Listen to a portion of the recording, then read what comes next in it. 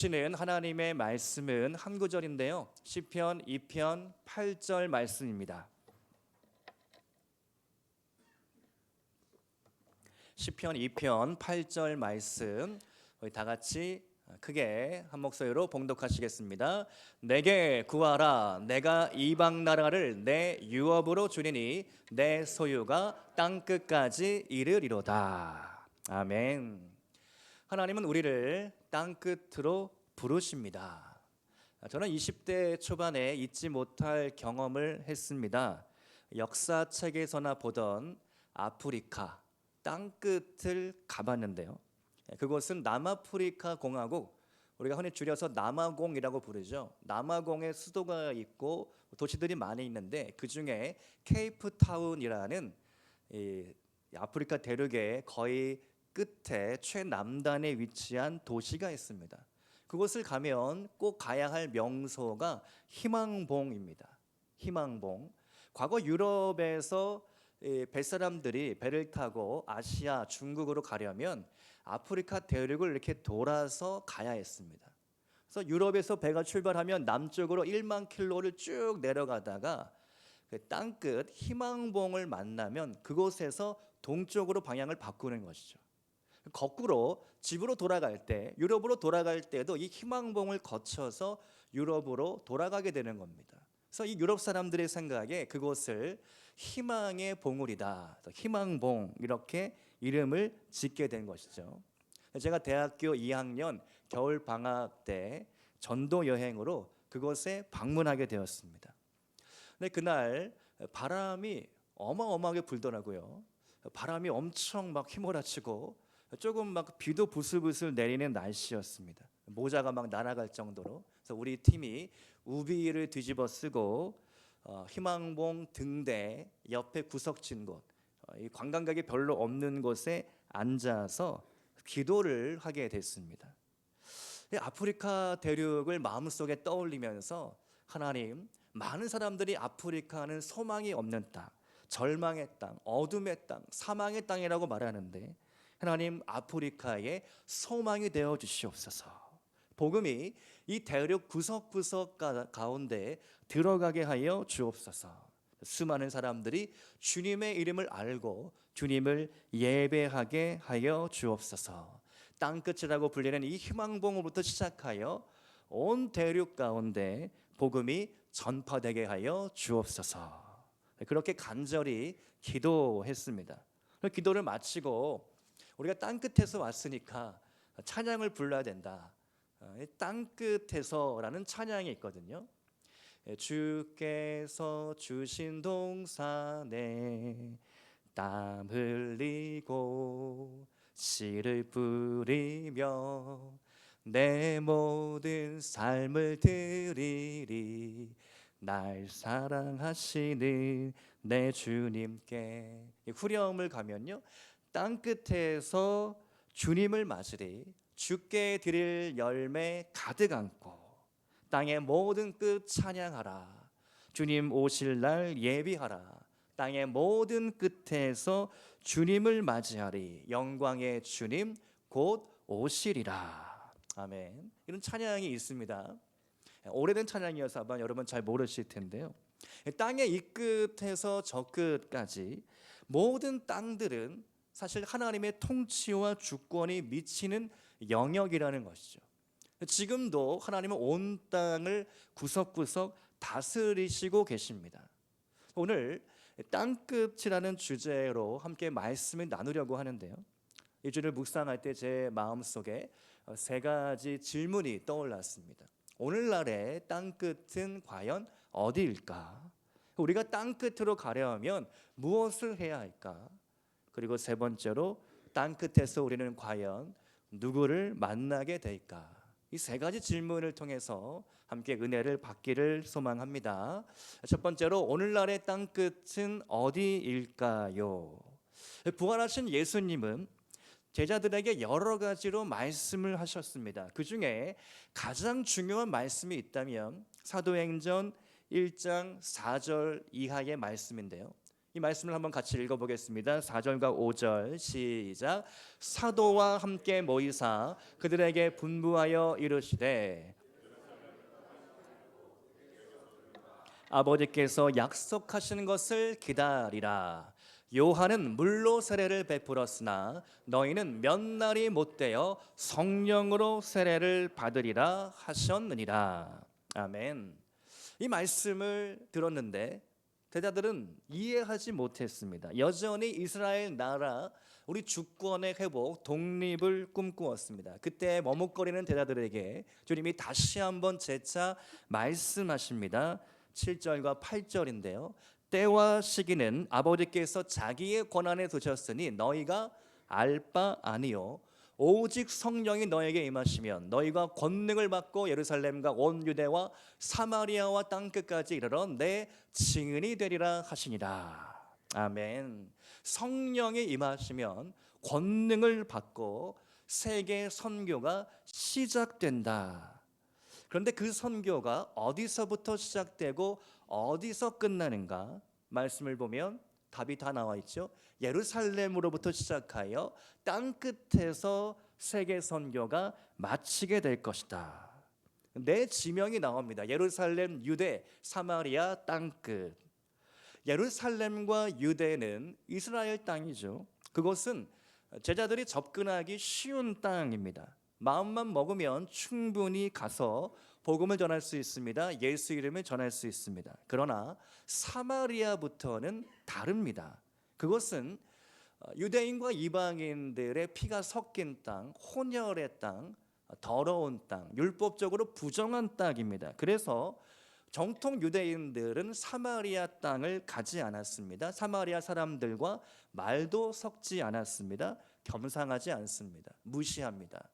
더러운 개, 돼지만도 못한 사람들이라고 생각했습니다. 그런데 성령을 받으면 달라질 것이다. 성령을 받으면 너희가 유대 땅을 넘어가서 사마리아와 땅끝까지 가게 될 것이다. 여러분, 선교는 어려운 게 아닙니다. 선교는요, 예루살렘부터 시작하면 됩니다. 여러분의 예루살렘은 어디일까요? 가정이죠. 직장입니다. 또 회사입니다. 이웃들입니다. 또 우리 교회일 수도 있겠습니다. 지역사회인 것이죠. 우리가 매일같이 만나는, 얼굴을 맞대고 대화하고 소통하고 같이 일하고 밥 먹고 삶을 나누는 그런 사람들, 그것이 바로 예루살렘이면서 유대 땅인 것이죠. 그 다음은 어디일까요? 사마리아와 땅끝인데요. 그곳은 평생 한번 복음을 들어보지 못한 그런 사람들이 살고 있는 땅입니다. 그 땅은 어디일까? 무엇보다 북한 땅이 떠올랐습니다. 같은 말을 쓰는 우리 형제 자매인데 우리는 그 땅에 들어갈 수가 없죠. 그 땅에 복음을 전할 수도 없습니다. 다만 안타까운 마음으로 기도할 수 있는 것이죠. 최근에 여러분도 다 보셨겠지만 언론에 소개되는 우크라이나 포로 북한 병사 2명이 있습니다. 러시아 우크라이나 전쟁 초반에 격렬한 그 싸움 속에 많은 북한군 병사들이 사망하게 되었습니다. 그때 이 두 병사도 참전을 했다가 이 포로로 붙잡히게 된 것이죠. 제가 그 인터뷰를 조금 살펴봤는데요.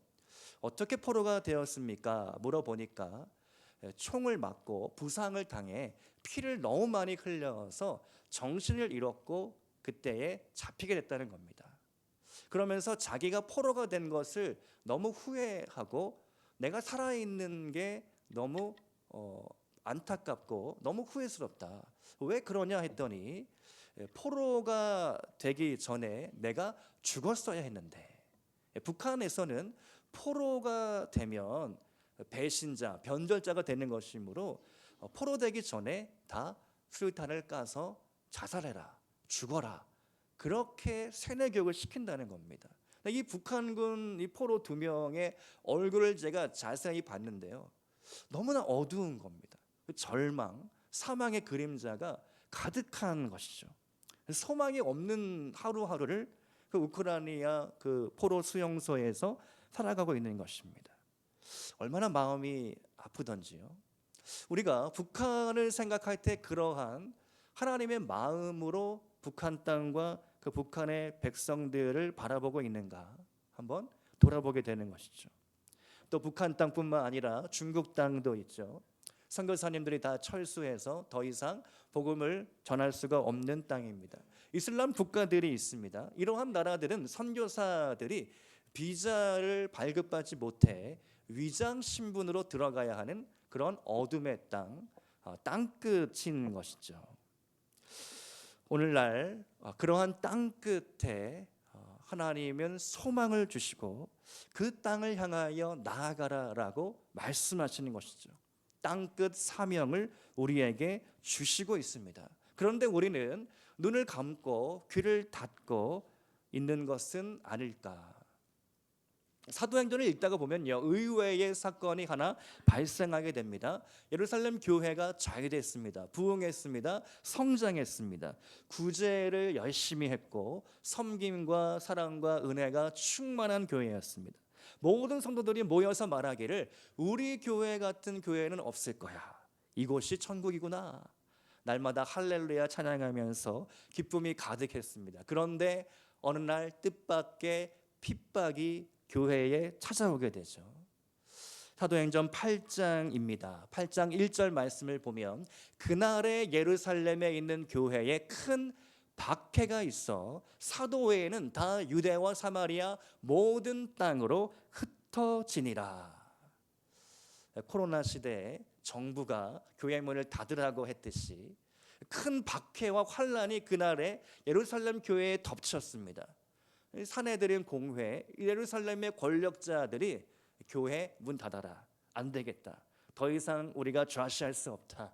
나사렛 이단 이 복음은 더 이상 전파할 수가 없다. 교회 문을 닫게 된 것입니다.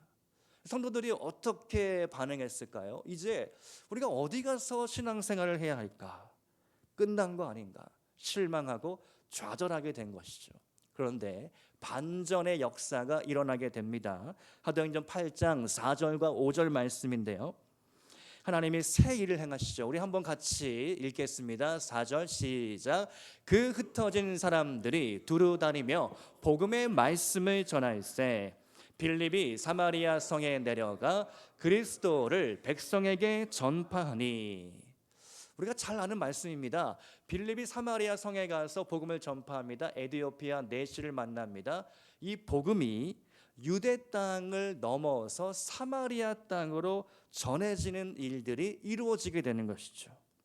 하나님은요, 믿는 사람들이 예루살렘에만 모여 있는 것을 원치 않으셨습니다.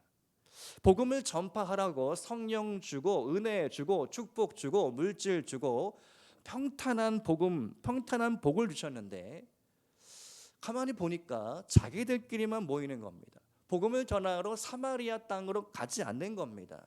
움직이지 않으니까 하나님이 직접 교회를 흔드시는 거죠. 심지어 예루살렘 교회는 폐쇄 조치 문을 닫게 되었다는 겁니다. 사랑하는 성도 여러분, 교회의 사명은 무엇입니까? 우리가 너무 잘 알고 있습니다. 교회의 사명 영혼 구원입니다. 복음 전도입니다. 선교입니다. 구제입니다. 우리 교회의 성도 수를 늘리기 위해 우리가 전도하는 것만은 아닙니다. 전도는 사명이기 때문에 하는 것이죠. 전도는 주님이 명령하신 일이기 때문에 다만 우리는 순종하는 것입니다. 전도는 우리 교회의 이름을 내려고 하는 것도 아닙니다. 전도는 오직 예수 이름을 전하는 것입니다. 전도할 때 먼저 예수님을 전하고 복음을 전하고 그 다음에 가까운 교회로 인도하는 것이죠. 교회가 전도의 사명을 올바르게 감당할 때 그 교회에는 소망이 있다는 겁니다. 성장하고 부흥된다는 것입니다. 이미 우리 교회는 토요 전도를 시작하고 있습니다. 날이 풀리면 바로 시작하려고 준비를 하고 있습니다. 또 SOS 전도 운동을 오늘부터 시작을 합니다. 이 모든 일을 제가 생각하고 기도할 때 이 일은 정말 하나님이 기뻐하시는 일이다. 하나님이 시키신 일이다. 어떤 우리 교회의 부흥과 성장이 아니라 그 밑바탕에 하나님의 마음, 하나님의 이 명령, 그 명령에 우리가 순종하기 시작할 때에 자연스러운 우리 교회의 부흥과 성장으로 이어질 것을 우리가 믿는 것입니다. 이 사명을 우리 모두가 마음 아파여 감당하기를 원합니다. 그래서 여러분의 예루살렘, 유대, 사마리아 땅끝까지 이르러 복음 전할 수 있기를 축복드립니다. 우리 교회도 예루살렘과 유대와 사마리아와 땅끝을 바라보는 그러한 교회가 될 수 있기를 소망합니다. 두 번째로, 우리가 땅끝으로 가려면 무엇을 해야 할까요? 땅끝으로 가려면 오늘 사도행전 1장 8절의 말씀처럼 권능을 받아야 합니다. 오직 성령이 너에게 임하시면 너희가 권능을 받고. 최근에 제가 개인 기도 시간에 또 틈나는 대로 권능을 구하고 있습니다. 권능을 주십시오. 능력을 달라고 하면 조금 약한 것 같아서 권능을 주십시오.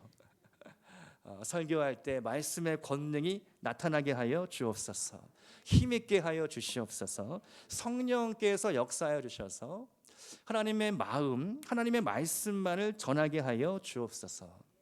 여러분도 권능을 구하시기 바랍니다. 성령의 권능을 우리가 받아야 신앙생활이 신나고 행복하고 즐거운 겁니다. 어제가 오늘 같고 오늘도 내일 같을 것이다, 그냥 좌절하고 우울함 가운데 있는 게 아니라 우리가 성령의 권능을 받으면요, 우리 마음이 기뻐집니다. 왠지 모르게 들뜹니다. 제가 어제도 1월 31일이었지 않습니까? 어제 교육자 기도회를 하고 나서 제 마음이 막 갑자기 들뜨는 겁니다. 내일 2월 1일이구나. 2월 달에 하실 하나님의 일들을 기대하는 마음이 제 마음 안에 막 쑥 들어오는데 마음이 막 기쁘고 신나게 되었습니다. 여러분, 오늘 예배를 드리면서 여러분의 마음이 어떻습니까? 또 2월인가? 2월 너무 짧은데 명절도 있고 복잡하다. 또 누구 부모님 챙겨야 되고 친척들 돌봐야 되고 여러 가지 고민들이 있으십니까? 아니면 2월 달을 기대하고 있습니까? 그럼 우리가 성령의 권능을 받으면 우리의 마음에 기쁨이 찾아옵니다. 행복이 찾아옵니다. 신나고 우리가 기대가 되는 것이죠. 나를 통하여 하나님이 일하실 일은 무엇인가? 그러한 권능, 그러한 권세를 사용하시기 바랍니다. 요한복음 1장 12절 말씀을 보면 영접하는 자, 곧 그 이름을 믿는 자들에게는 하나님의 자녀가 되는 권세를 주셨으니, 권세가 있습니다. 여러분이 기도할 때 그 권세를 가정에서 사용하시기 바랍니다. 우리 아이들을 그 권세로 축복하시기 바랍니다. 악한 영들, 우리 가정을 덮고 있는 우울의 영들은 떠나갈지어다. 절망의 영은 떠나갈지어다. 불신의 영은 떠나갈지어다. 소망하고 꿈꾸고 우리가 나아가겠다. 예수의 이름으로 선포하면서 가정, 직장, 또 회사에서 여러분이 있는 그곳에서 그 권세를 사용하시기 바랍니다. 우리가 성령의 권능을 받으면 그래서 자연스럽게 헌신을 하게 되는 겁니다. 복음에 헌신하게 되는 것이죠. 우리의 삶을 하나님 앞에 기꺼이 내어 드리게 되는 겁니다. 제가 한번 생각을 해봤습니다. 헌신이란 무엇일까? 헌신, 문자적으로는 내 몸을 바친다라는 것이죠. 근데 성경을 읽다가 헌신에 대해서 새롭게 깨닫게 되었습니다. 성경에서 헌신, 한번 여러분의 성경 어플로 검색해 보시면요, 헌신이라는 단어가 매우 희귀한 단어입니다. 헌신, 우리가 많이 쓰는데, 자주 쓰는데 성경 말씀에서는 4번밖에 안 나옵니다. 그 4번 중에 가장 첫 번째로 나오는 이 대목이 출애굽기 말씀인데요, 32장입니다. 그 배경이 이렇습니다. 모세가 시내산에 십계명을 받으러 올라갔습니다. 40주야를 머물렀습니다. 밑에 있는 백성들이 불안해했고 당황하기 시작했습니다. 두려움이 찾아왔습니다. 모세가 없으니 우리가 어떻게 하나님을 만나고 어떻게 신앙생활을 해야 할지 모르겠다는 겁니다. 아론에게 부탁하기를 어떻게 좀 방법을 찾아내달라. 아론이 금송아지를 뚝딱 만들어냅니다. 그리고 금송아지를 보고 이 신이 너희를 애굽에서 인도해낸 신이다. 그러자 백성들이 그 앞에서 먹고 마시고 뛰놀고 즐거워하며 춤을 추고 난리 부르스가 난 것이죠. 그 참담한 광경을 모세가 이제 산에서 하산하면서 보게 됩니다. 하나님도 이미 이 모든 것을 다 아셨죠. 그래서 모세에게 이렇게 말씀하십니다. 내가 이 백성을 다 죽여버리겠다. 너를 통하여 새로운 민족을 내가 만들겠다. 그때 모세가 간절한 마음으로 주님 앞에 중보 기도하죠. 내 이름이 생명책에서 지워지는 한이 있더라도 이 백성을 불쌍히 여겨 주시옵소서. 그러면서 모세가 한 가지 사태 수습을 나서게 됩니다. 그게 뭐냐면 레위인들을 불러서 우상 숭배에 가담한 주동자들을 처단시키게 합니다. 그날에 3,000명 가량이 죽임을 당하였더라. 그 일 후에 모세가 이러한 선포를 하는데 바로 여기서 제가 이 말씀 드리려고 바로 여기서 헌신이 나오는 거죠. 출애굽기 32장 29절 말씀입니다. 우리 한번 같이 읽어보겠습니다. 시작. 모세가 이르되 각 사람이 자기의 아들과 자기의 형제를 쳤으니 오늘 여호와께 헌신하게 되었느니라. 그가 오늘 너희에게 복을 내리시리라. 아멘. 이 말씀을 딱 만나고 제가 충격을 받았습니다. 헌신이라는 게 이런 거구나. 마음속에 약간 서늘한 공포심이 밀려오더라고요.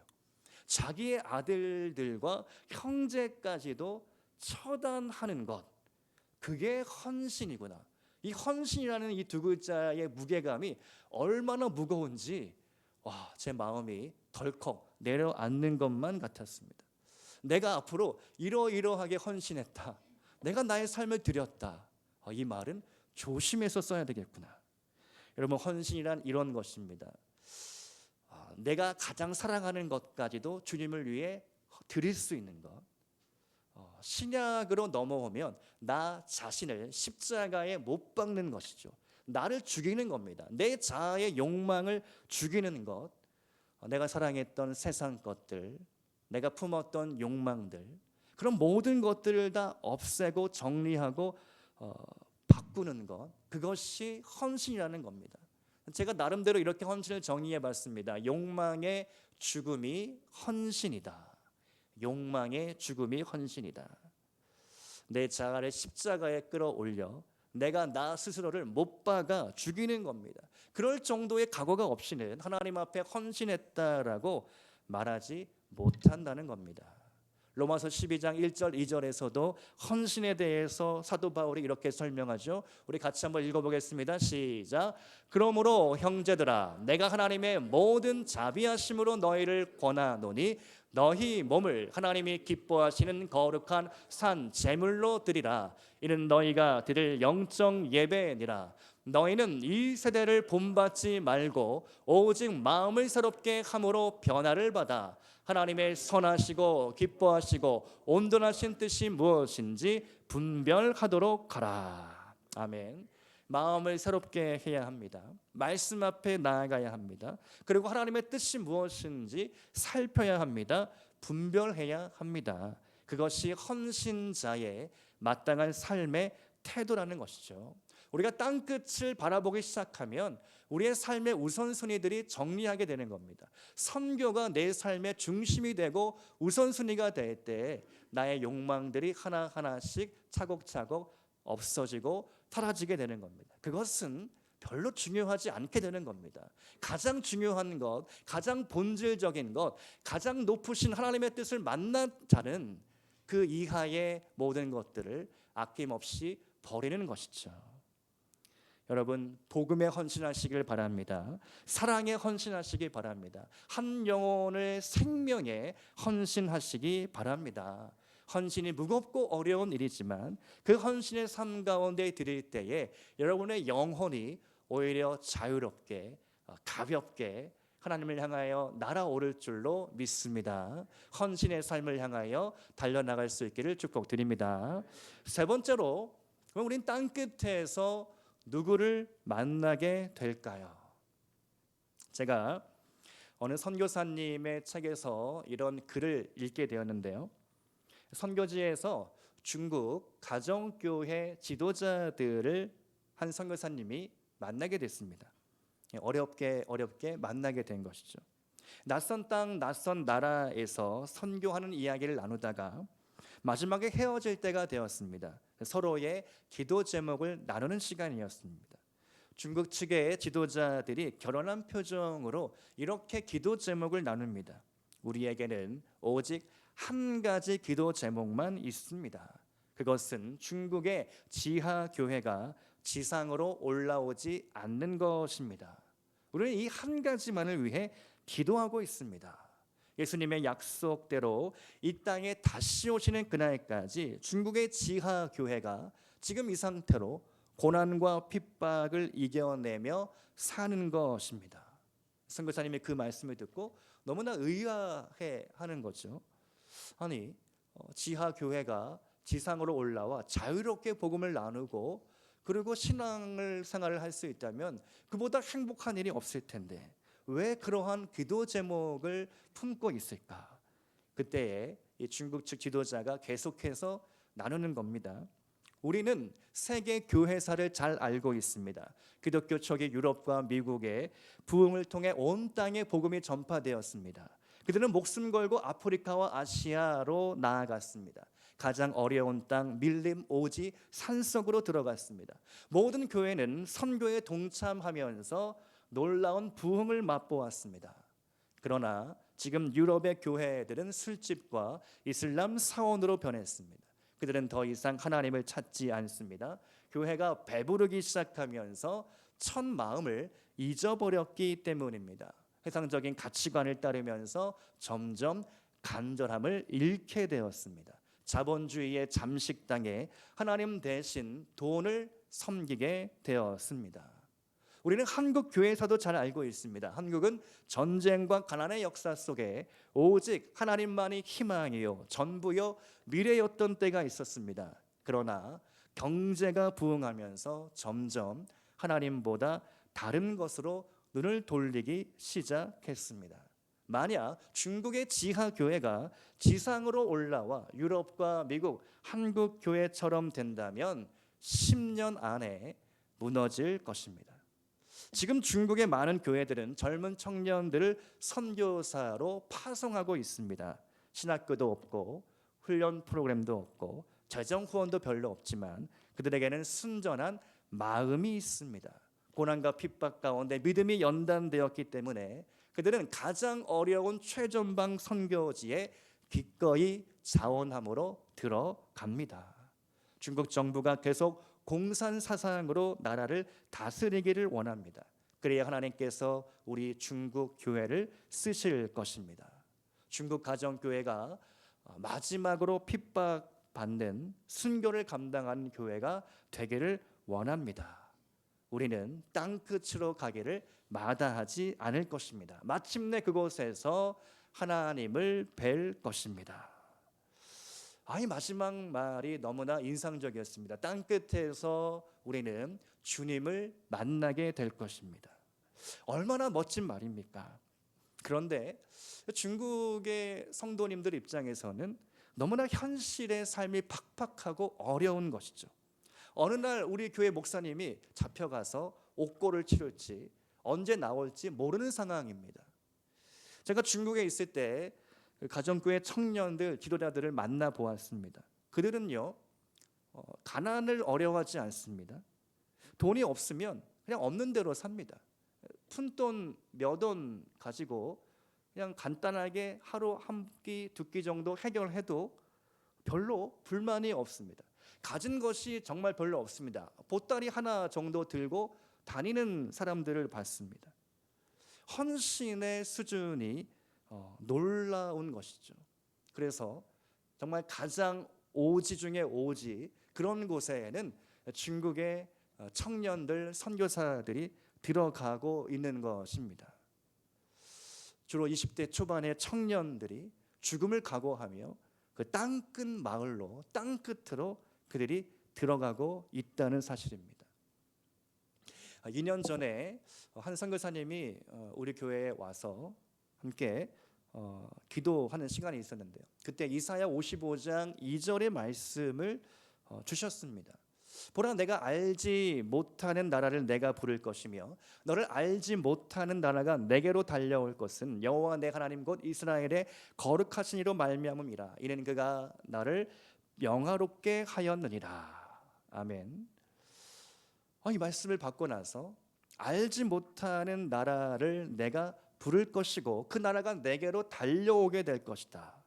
이 말씀을 받고 품고 기도할 때 이 말씀이 마치 땅 끝으로 부르시는 하나님의 초대장처럼 들렸습니다. 땅 끝으로 와라. 내가 거기서 너를 만나기를 원한다.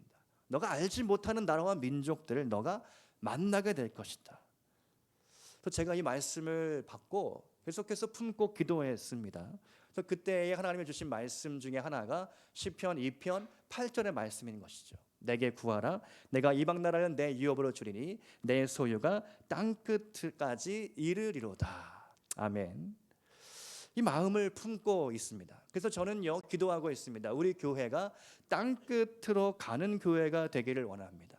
땅 끝 사명을 이루는 교회가 되기를 원합니다. 언제가 될지는 모르지만요 여러분과 함께 땅 끝에 가고 싶습니다. 아프리카 땅 끝이 아니라 하나님이 부르시는 그곳에 선교지에 함께 가기를 원합니다. 선교 현장을 방문해서 하나님께서 정말 실제적으로 오늘날 무슨 일을 열방에서 행하시고 계신가. 지금도 열방에서는 기적이 일어나고 치유가 일어나고 새 생명의 회복이 일어나고 한 영혼의 주께로 돌아오고 부흥의 역사가 일어나고 있는 것이죠. 필리핀에서, 인도에서, 말레이시아에서, 인도네시아에서 여러 나라 가운데 하나님의 일들이 지금도 움직여지고 일하시고 있는 것입니다. 우리가 그 선교지의 현장을 한번 눈으로 보게 되면 우리의 영이, 우리의 신앙이 달라지게 되는 것이죠. 여러분이 가진 시간과 재정과 은사를 가지고 선교지에서 한번 단기 선교사가 되어보는 것입니다. 우리의 비전은 우리가 잠실에 있지만 땅 끝을 바라보는 것입니다. 땅 끝에서 예배하는 것입니다. 땅 끝이 주께로 돌아오기까지 우리가 기도하고 품고 나아가는 것입니다. 시편 22편 말씀을 보면 우리가 한번 같이 읽기를 원하는데요. 시편 22편 27절 28절 시작. 땅의 모든 끝이 여호와를 기억하고 돌아오며 족속이 주의 앞에 예배하리니 나라는 여호와의 것이요 여호와는 모든 나라의 주제심이로다. 아멘. 땅의 모든 끝이 여호와를 기억하고 모든 나라 모든 족속이 주님 앞에 나와 돌아와서 예배하게 될 것이다. 할렐루야. 우리는 그것을 보기를 원하는 것입니다. 우리의 꿈은, 우리의 소원은 그것을 보는 것입니다. 땅의 모든 끝이 북한과 통일되어서 이 나라가 하나가 되어 온 세계 온 열방 가운데 땅 끝으로 나아가서 그곳에서 우리는 주님을 만나는 것입니다. 땅 끝에서 우리가 누구를 만나게 될까? 우리 주님 그 한 분만을 기대하며 우리가 주님께 드릴 열매를 한가득 안겨드리면서 하나님 제가 충성했습니다. 하나님이 명령하신 그 말씀대로 내가 순종했습니다. 주님께 그 열매를 올려드리면서 함께 기뻐하면서 함께 하나님과 함께 덩실덩실 춤도 추고 기뻐하면서 그 기쁨을 누리는 것이죠. 그래서 우리 교회가 2026년도 비전 4가지를 이제 선포하고 오늘의 마지막 시간인데요. 잠실에서 땅 끝까지 선교하는 교회가 되기를 원하는 것입니다. 그래서 우리가 이 일을 위하여 우리가 함께 마음을 합하고 우리의 삶을 정리하고 하나님보다 높아진 것들을 우리가 없애고 헌신하기를 원하는 겁니다. 또한 성령의 권능 받기를 위하여 기도하기를 원하는 것입니다. 우리가 하나님께서 원하시면 반드시 우리 교회가 그러한 교회가 될 줄로 믿습니다. 사실 우리가 함께 찬양 부르고 기도하는 시간을 갖기를 원하는데요. 다 같이 일어나셔서 마라나타 주 예수여 어서 오시옵소서 함께 선포하며 찬양을 부를 때에 땅의 모든 끝이 아버지 앞에 돌아올 것을 제가 믿습니다. 그 꿈, 아버지의 꿈이 나의 꿈이 되게 하여 주시옵소서. 그러한 마음으로 함께 찬양을 고백하며 시간 나아가겠습니다.